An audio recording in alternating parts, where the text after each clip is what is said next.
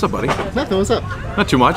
So, Life22 here today with Matt Stayer from Stayer'sGreenhouse. And third interview of the series. Just gonna pick your brain. What is find out your experience with the farmers market and then go into a little bit about Stayer's Greenhouses. Okay. So, I've been doing the market for probably 5-6 years now. Okay. It's been a good deal. It's nice to see everybody. And it's nice, like when it starts up this time of year, you start seeing the familiar faces again, which is always cool. Right. Cool. You were on the board for a while, right? Yep. This is my first year off the board. Oh yeah. Nice reprieve, right? Yeah, it is. It's kind of a nice little break. Yeah. Takes a little bit of the stress off. Not that there was a ton of stress, but yeah, it makes it nice to just show up and. Sure, I'm sure John Polycastro bitches about being on the 4-H and stuff too. So you know. Well, there's always a million things going on, and it's just right. So, trying to keep that slack from falling down, right? And it's everybody's job, and some people pick up more than the others. Yeah, so. Absolutely. But I mean, everybody pitches in when they need to here, Yeah. which is nice. Yeah. It's a very nice community Yeah. of vendors, I think. Cool. Well, tell us a little bit about Stayers. My parents bought the greenhouse probably 9 years ago, I'm gonna say. Okay. I've been back in town, I think 7, Okay. helping out down there, and we plant most everything ourselves. So it's all locally raised, which is kind of cool. Most of it we start from seed and go from there. Cool. So, any techniques or anything like that? Just all greenhouse. I know there's different terms being thrown around. High tunnel is different than a greenhouse. I'm learning myself. So everything we do is greenhouse. Basically, we've got in the front, which is our retail area, we've got gutter-to-gutter connects, which the greenhouse doesn't come down to the ground except for at the end. Out back we have 4 hoop houses that come all the way down, but they're still a greenhouse because they have heat and ventilation and all that. versus a high tunnel, which a high tunnel wouldn't have the heat and the ventilation. So they're a temporary structure? Correct. Okay, gotcha. So when someone's growing in a high tunnel, they're not doing it in the wintertime here, they're not doing it early. I mean, they could. Like most places, like Canico Farm would leave their high tunnels up year round. It's just they wouldn't necessarily be, and I think they do use them to a degree in the winter. Okay, gotcha. They're just more of a temporary structure versus greenhouse, which is more permanent. Okay, well that's a nice little information to know. So what do you guys always, you guys sell fruits and vegetables? We do. We buy in fruit. We don't grow any fruit ourselves. We do sell fruit trees at the store, but it takes a long time to. Sure. I'm sure those ones 7 years ago when you moved to town that you may have planted were probably just bearing fruit now, huh? But we do a lot of peppers, tomatoes, zucchini, cucumbers, all that kind of stuff. Kind of the standard stuff. I noticed you guys always have seasonings. Yeah, we always have the herbs. Yeah. They're pretty big up here.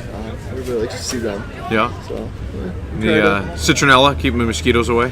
Yeah, we're starting to run a little low on that. Sorry. But yeah, that stuff works awesome. Yeah, I hear. You guys also then flowers; those are big. Yeah, obviously. Yeah. Hanging baskets and. Flats, individual pots. We do a lot of perennials. We probably do. I think it's over 10, maybe closer to 12,000 perennials we do a year that we raise ourselves. Gotcha. And that's just at the farmers market. No, well, it's at the greenhouse. Oh, both. Okay, gotcha. Collectively. Okay. Yeah. I was gonna say that's a lot of plants to be selling here. I don't sell 10,000 here, unfortunately. But we always have a good collection up here. I kind of like for the market. I always try and pick stuff that's in flower that Right. That'll be a little showier for people for. Sure, those grade A eggs versus the B class ones that they're and timing it for the right time of year too. Right. Like I just started bringing Gaillardia, for example, because it just started to flower. Gotcha. I have no idea what that is. Little red and yellow flower. Oh, okay. I didn't know black-eyed Susies until I bought a hanging basket off you last year. So. Nothing wrong with that. Yeah. So. It's all what you like too. just because you don't know the name of a plant doesn't mean you can't enjoy it. Right. No, sure. No, I hear you. You have issues with birds? Or do the greenhouses kind of keep most of the critters out? We have issues with birds. Birds? Okay. Yeah, there's constantly birds building nests in the greenhouses. Really? Okay. Actually, now it's sticking to me like Home Depot and Agways and any of your generic like chain stores. They always because they're big warehouses. Yeah. But our roof opens up, so like they've got like free. It's not like at Home Depot they'll be like trapped in there. Right. They have like, freedom to come. Yeah, and go. They come and go. Like they make it their home, and they eat any of your plants at all, or no? They usually just make a mess. Oh, okay, gotcha. It's not the. I was gonna say the reason I brought it up is I just recently had an issue with birds. I keep trying to figure out who's attacking my my sunflowers out in my yard. And then the other day I walked out and I thought it was the cats. I think one of them was a high school kid, walked by, pulled it out because it was pretty big. Once they get big enough, they leave them alone. And then I went out there the other day and I watched a bird just dart right into the earth, pull the sunflower out and grab a worm and just take off. Really? Yeah.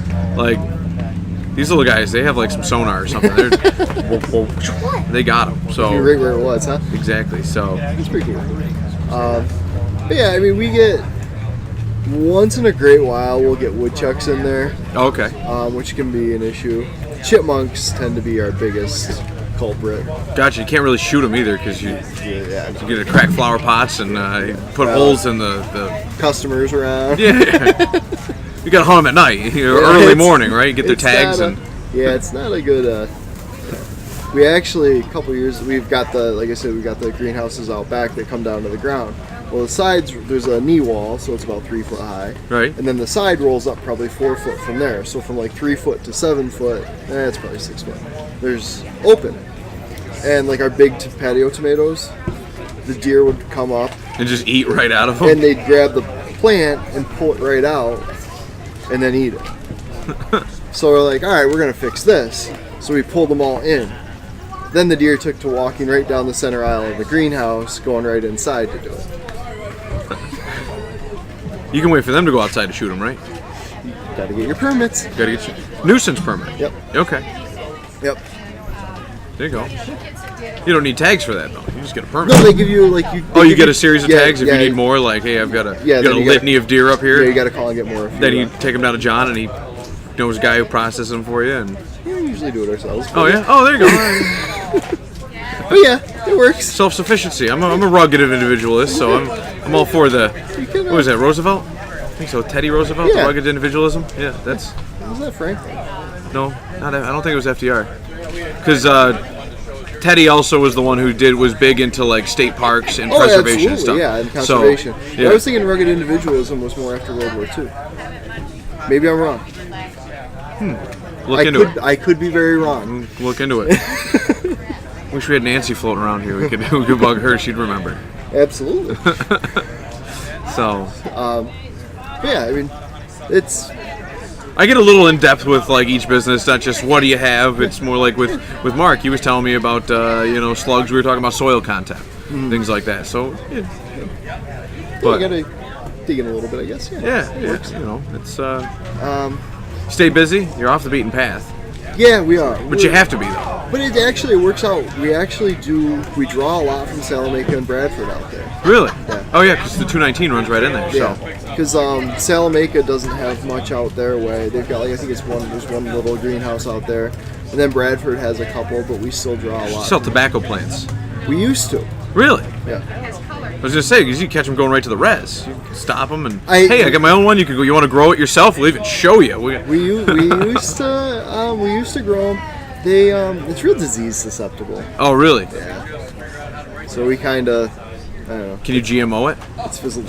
I can't. Genetically modify it so that. Well, on the commercials on TV, they say that the big tobacco already is doing it. So yeah. Well, I mean, I don't put cigarettes. I don't put on the Weight Watchers program. The Atkins diet. They don't talk about cigarettes. So I mean, I guess it can be sprayed with pesticides because they put formaldehyde in it, don't they?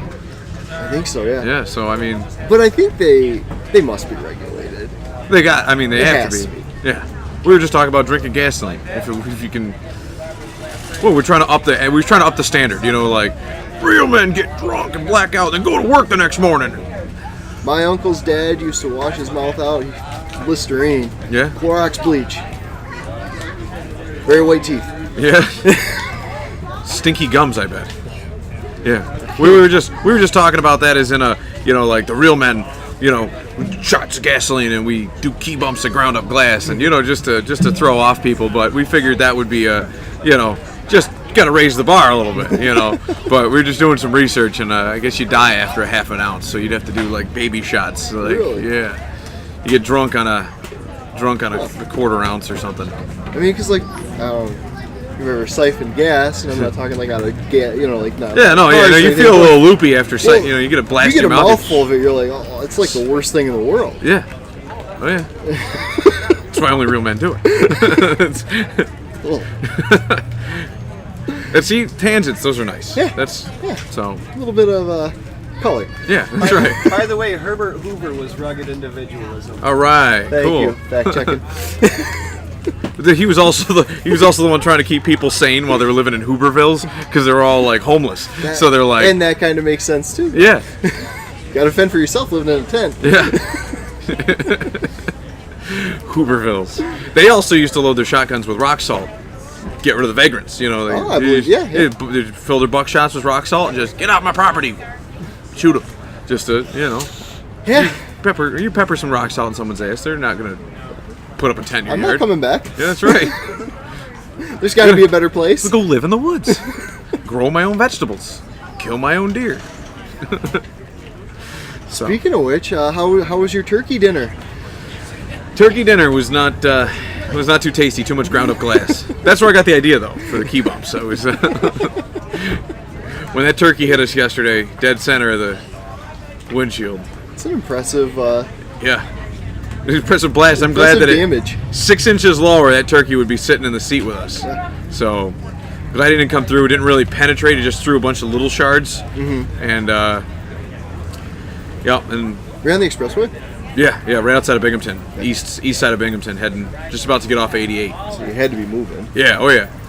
And I mean, we were hauling tools from Albany, so I mean, the van was loaded. It was like a hippopotamus weight rolling down the road. So that turkey might have been a little cannonball, but not taking out the hippo. So, and it scared the crap out of us, and nothing the washing machine couldn't fix. So That's how they test airplane windshields, isn't it? They shit on them? They shoot frozen turkeys at them. Oh, really? Okay, I was going to say I don't think they shit on them. no, it's diuretic. They eat this watermelon. So what do you think of the market? You've I- been, 2 or 3 years now? This is my second season, so it's good.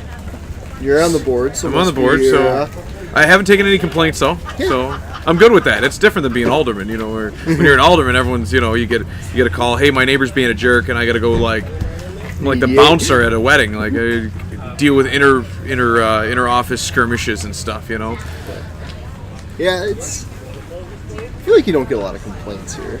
No, it's usually stuff that we usually handle in house, like, hey, that guy's onions don't cost a lot. We'll fix it. Yeah, or there's a stray dog here. We catch it and get rid of it. So it's Somebody does anyway. yeah, right. We usually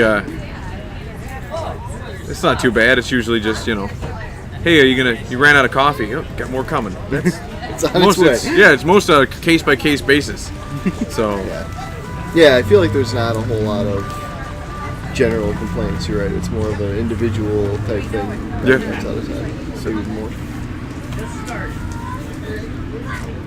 And you got a nice little setup, place to sit, and yeah. have a cup of coffee. Microphone towards the end of towards the middle of the market. The microphone kind of scares people away. They think they're on camera, and they. Well, they are. They are now. But yeah. Oh, and Nancy is here. So I saw that. yeah, she is here. So, but we had Eric give us the forecast on Herbert Hoover. So maybe next time we'll come up with a new question. We'll ask Nancy section of the show. Ask Nancy. She needs her own segment. Yeah. That's what you need to do. How did SNAP benefits come originally? I remember when you pick them up at the post office. They got stamps. They were actually stamps. You lick it. Yeah, that's right. There was no such thing as a Strolian. There was a couple people walking up and down the streets with bags of brown paper bagging. That was it. And we talked about problems. It's 2 separate beds for families. Ward in one bed, June Cleaver in the other. That was. Yeah, that way you don't have to steal in covers. There's no issues. That's right. Puts Planned Parenthood to perspective, though, right? You got to actually plan to push the beds together. That's a lot of extra deterring. It's not worth it tonight. It's been a long week, honey. The bed's just pushing it. You got all these damn shoe boxes under there. I'm not gonna slide those over too, so don't trip on them or crush your shoes. It's Good. there's some planning. There was a strategy back in the day. Well, Not like Got- that anymore, is it, Kevin? no, it's not. No. You got another one on the way, right? Do you really? Yeah. What's that gonna make? Half dozen? Yeah, it's cheaper that way. I'm trying to bring grocery stores back. I was telling Steph about this. How old grocery stores used to have playpen in the back for the kids. Yeah. Moms used to go shopping, and the dads used to sit in the back and drink near the playpen. They used to actually have a bar that served booze in the back. Really? Yeah, in like the When was this? 1950s, somewhere in there. Yeah, like your average grocery store used to have all that because it was family. They take the whole family out. You load all the kids up. Mom didn't want to handle all the kids. And Throw then some of the playpen. so you throw some of the playpen. Mom gets to go shopping in peace, and Dad gets to go just Have a drink. talk with the guys. That was the way of things back then. So Makes sense. Yeah. Kind of. just bring that back. 2 ice cubes. And then, but I got to convince Park and Shop and Tops to actually have a Liquor license? liquor license. So, but yeah. Got anything else, Matt? Yeah, I think I'm pretty good. Cool, man. You? That was painless, right? Yeah. Yeah. Tell your friends. Tell Mark Prince. All right. We gotta get Jeanette. You gotta get a net. Jeanette. Oh, Jane. We'll have wine next Oh, week. it doesn't matter. Sounds like it'd be way better that way. Yeah, right? He hasn't been to the market in a couple of years. Yeah, there you go. Yeah, convince him. He's planning to be on the podcast. Who hasn't been to the market in a couple years? Sam. Yeah. He needs to come. There you But then go. would that mean you didn't come? Sure. I think you should still come. Yeah, somebody's gonna have to run the booth. Yeah. Somebody's gonna have to run the Someone's booth. gonna have to take care of it. Someone's gonna have to BS with this guy. So, but Hey. thanks for coming on the podcast, Thanks. Matt. We'll see you here at the market every Saturday from 8 till 1. Yep. 8 to 1. Stayers is usually the last trailer to pull off because they're the biggest trailer. All the flowers and stuff. I'm just slow. Yeah. Got to back up. I usually don't move. So. But thanks, man. Hey, thank you. No problem. We'll see you next time. Absolutely.